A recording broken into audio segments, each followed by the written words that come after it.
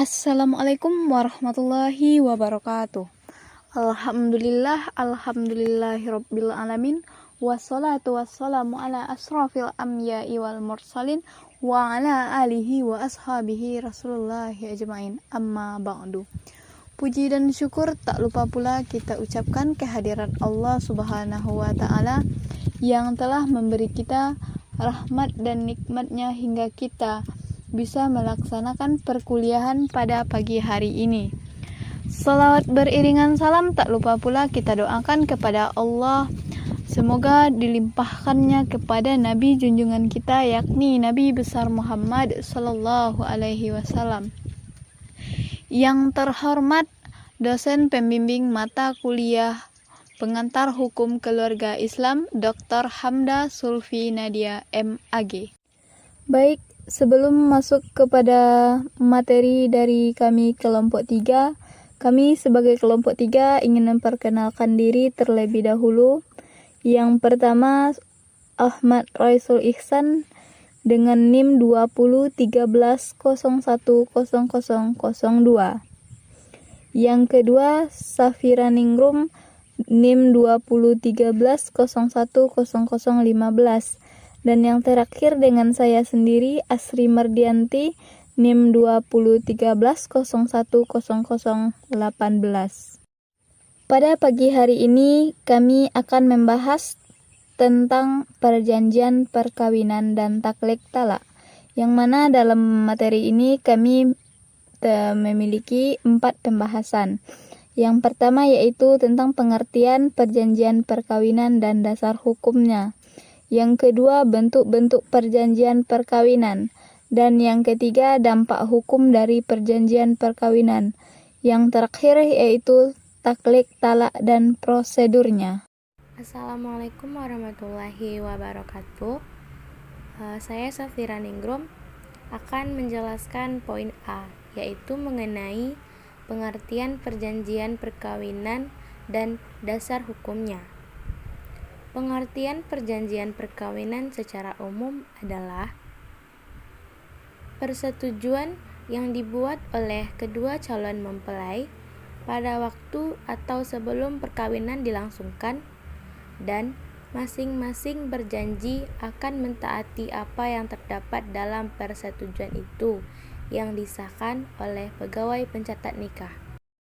Ada beberapa pengertian perjanjian perkawinan menurut pandangan-pandangan sarjana.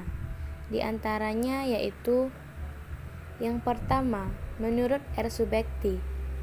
Beliau menyatakan bahwa perjanjian perkawinan adalah suatu perjanjian mengenai harta benda suami istri selama perkawinan mereka yang menyimpang dari asas atau pola yang ditetapkan oleh undang-undang. Yang kedua, menurut Joko Imbawani Atmajaja, beliau menyatakan bahwa perjanjian perkawinan adalah perjanjian yang dibuat oleh calon suami dan calon istri sebelum keduanya terikat dalam suatu ikatan perkawinan. Dan yang terakhir yaitu menurut Salim HS. Beliau menyatakan bahwa perjanjian perkawinan adalah perjanjian yang dibuat oleh calon pasangan suami istri sebelum atau pada saat perkawinan dilangsungkan untuk mengatur akibat perkawinan terhadap harta kekayaan mereka. Selanjutnya yaitu dasar hukum dari perjanjian perkawinan. Dasar hukumnya ada 3. Yang pertama yaitu Kitab Undang-Undang Hukum Perdata. Yang kedua, Undang-Undang Republik Indonesia Nomor 1 Tahun 1974 tentang perkawinan. Dan yang terakhir, Putusan Mahkamah Konstitusi Nomor 69 Peraturan Undang-Undang 13 Tahun 2015. Bentuk-bentuk perjanjian perkawinan. Bentuk-bentuk perjanjian perkawinan ini terbagi ke dalam 3 bentuk. Yang pertama yaitu perjanjian kawin dengan kebersamaan untung dan rugi.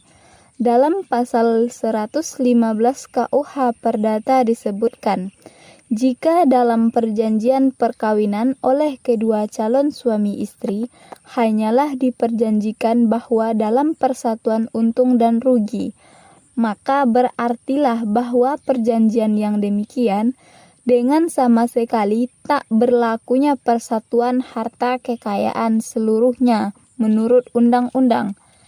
Setelah berakhirlah persatuan suami istri, segala keuntungan pada mereka yang diperoleh sepanjang perkawinan harus dibagi antara mereka berdua. Sepertipun segala kerugian harus dipikul mereka berdua. Ketentuan mengenai persatuan untung rugi ini tidak semua harta kekayaan suami istri dicampur menjadi harta persatuan, tetapi hanya sebagian dari harta kekayaan suami saja yang merupakan keuntungan dan kerugian yang timbul selama perkawinan. Harta kekayaan suami istri yang mereka bawa dalam perkawinan dan harta yang mereka peroleh dengan cuma-cuma atau disebut dengan hadiah dan warisan sepanjang perkawinan itu adalah modal tetap milik pribadi suami atau istri, dan masing-masing tidak masuk dalam kebersamaan.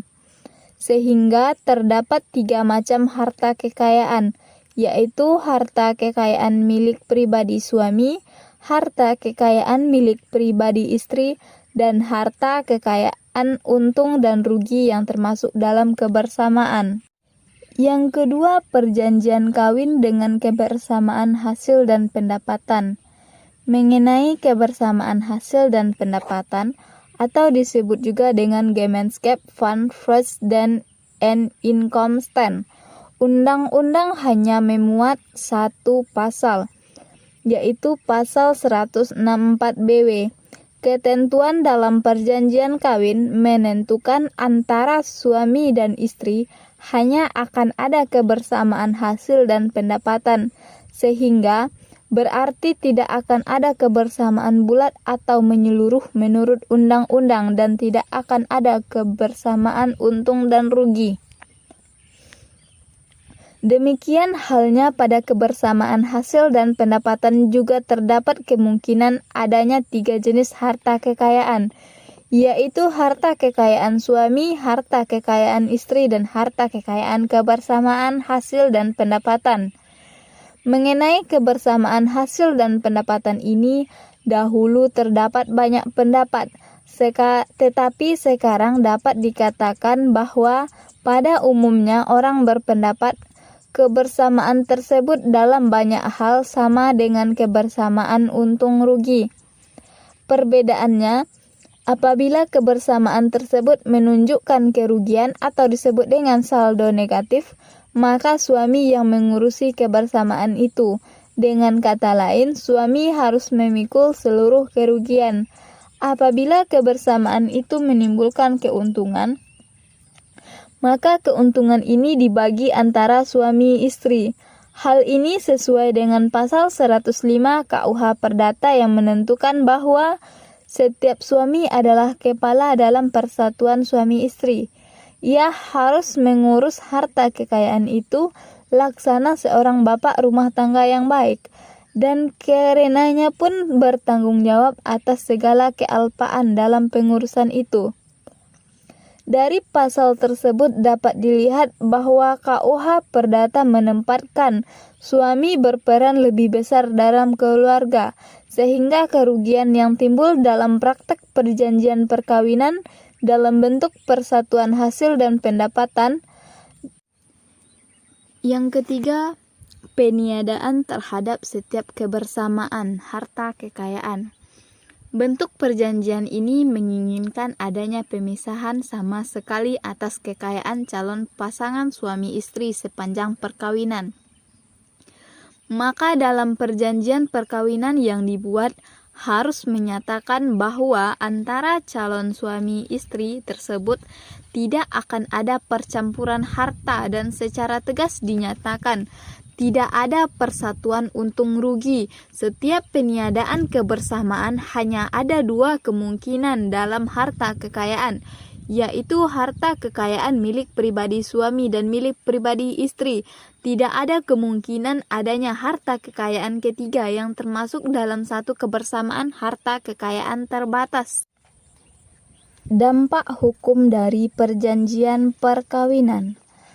Perjanjian perkawinan atau perjanjian pranikah yang disebut juga dengan prenuptial agreement dalam Kitab Undang-Undang Hukum Perdata maupun Undang-Undang Nomor 1 Tahun 1974 tentang perkawinan merupakan suatu perjanjian mengenai harta benda suami istri selama perkawinan mereka, yang menyimpang dari asas atau pola yang ditetapkan oleh undang-undang berdasarkan ketentuan Pasal 29 ayat 1 Undang-Undang Nomor 1 Tahun 1974 tentang perkawinan.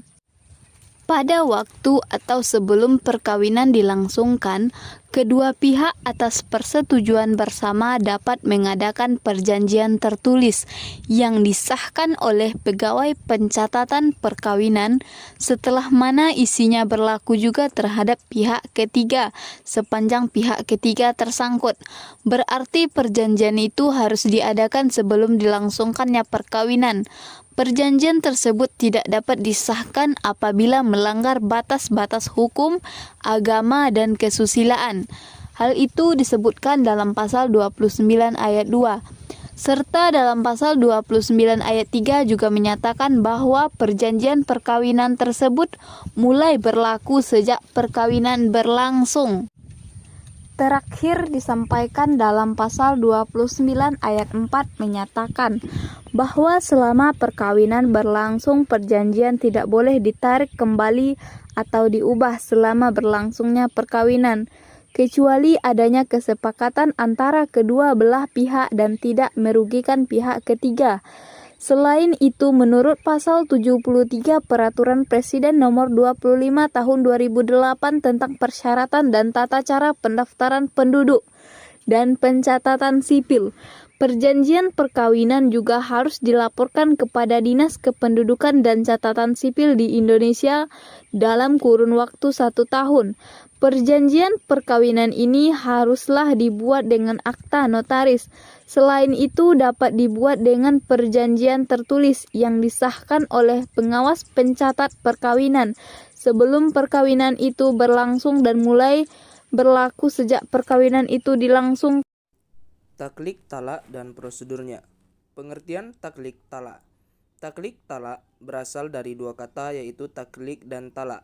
Dari segi bahasa, taklik berasal dari kata aliq yang mempunyai arti menggantungkan.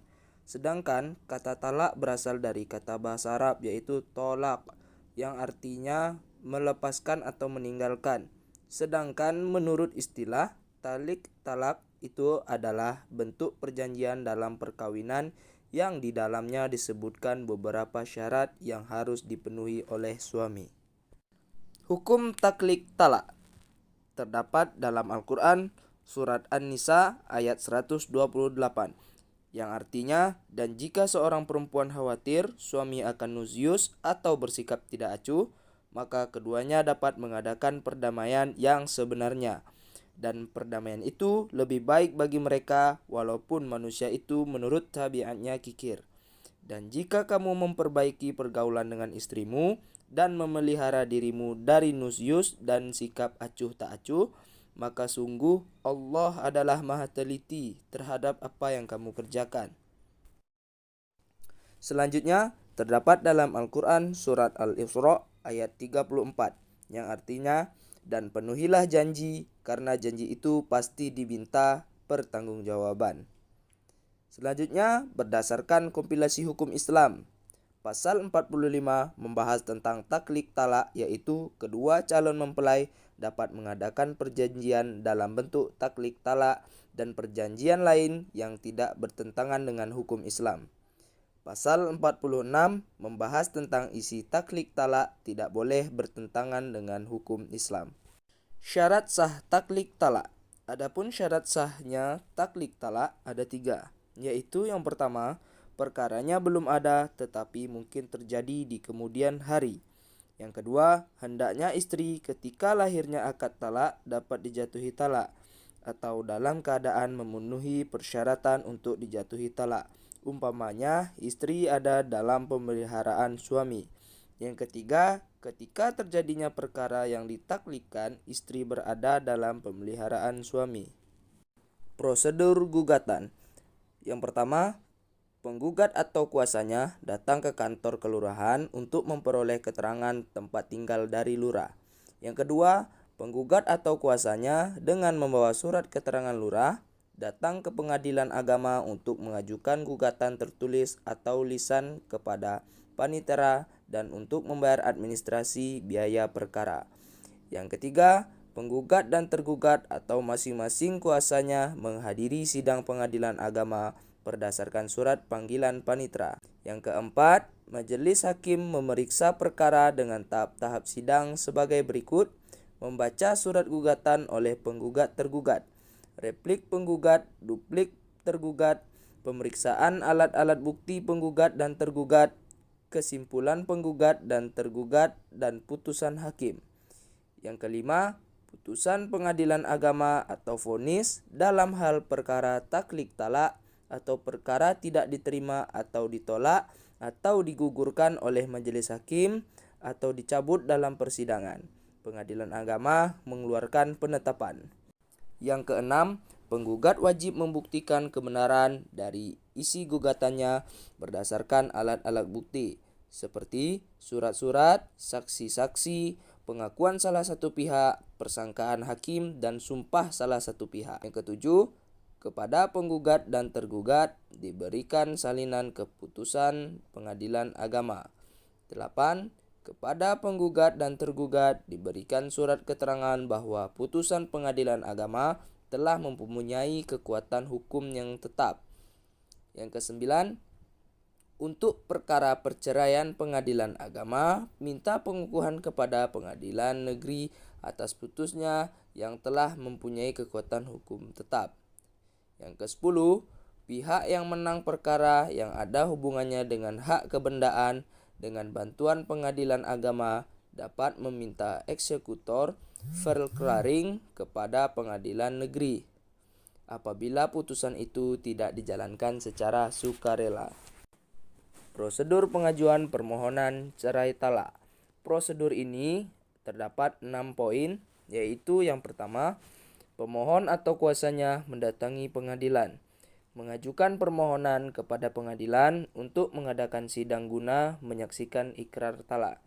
Yang kedua, pemohon atau kuasanya menghadiri sidang di pengadilan berdasarkan surat pengadilan jurusita atau jurusita pengganti.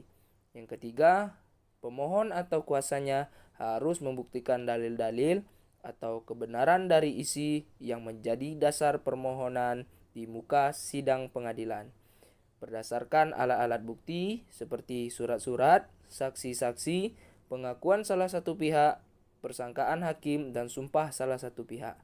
Yang keempat, pengadilan mengeluarkan produk pengadilan berupa putusan atau penetapan. Yang kelima, apabila pemohon dan termohon hadir dipersidangkan dan tidak memerlukan salinan putusan, kepada yang bersangkutan tidak perlu diberikan salinan putusannya, dan apabila tidak hadir cukup diberikan isi putusannya. Yang keenam, jika putusan tersebut telah berkekuatan hukum tetap atau BHT, maka atas perintah majelis hakim pemohon dan termohon dipanggil oleh jurusita atau jurusita pengganti untuk hadir dalam sidang pengucapan ikrar talak. Setelah itu, panitera pengadilan menerbitkan akta cerai sebagai bukti telah terjadinya perceraian.